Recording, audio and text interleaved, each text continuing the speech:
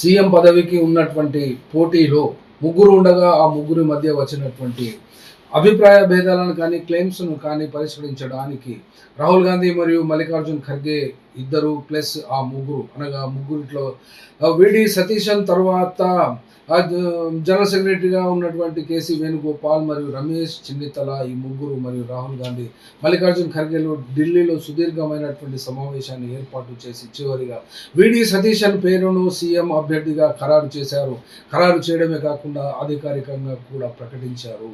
అనగా కేరళకు కాబోయేటువంటి సీఎం అభ్యర్థిగా విడి సతీశన్ ప్రమాణ స్వీకారం 18వ తేదీ రోజు జరగనున్నది. సీఎంగా అనగా 18వ తేదీ వరకు ఇవన్నీ జరగవలసినటువంటి క్లెయిమ్స్ గవర్నర్ను కలవడం మరియు సిఎల్పి సమావేశాలను ఏర్పాటు చేయడం ఇవన్నీ జరగవచ్చు. వాళ్ళకు అనుకూలమైనటువంటి తేదీ 18వ తేదీ అని చెప్తున్నారు.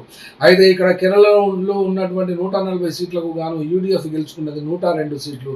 అందులో కూడా సిపి అక్కడ వచ్చినటువంటి ఇదివరకు అధికార పక్షంలో ఉన్నటువంటి వాళ్ళు పదవిలో నుండి దిగిపోయిన తర్వాత సిపిఎంకు 35 సీట్లు మాత్రమే వచ్చినాయి.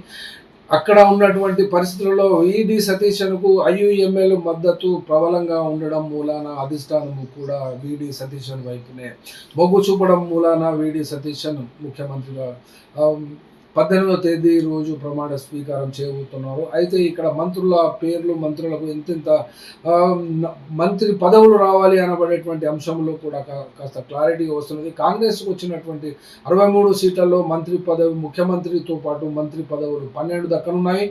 అట్లాగే ముస్లిం లీగుకు వచ్చినటువంటి 22 సీట్లలో 5 మంత్రి పదవులు వచ్చే అవకాశాలు ఉన్నవి.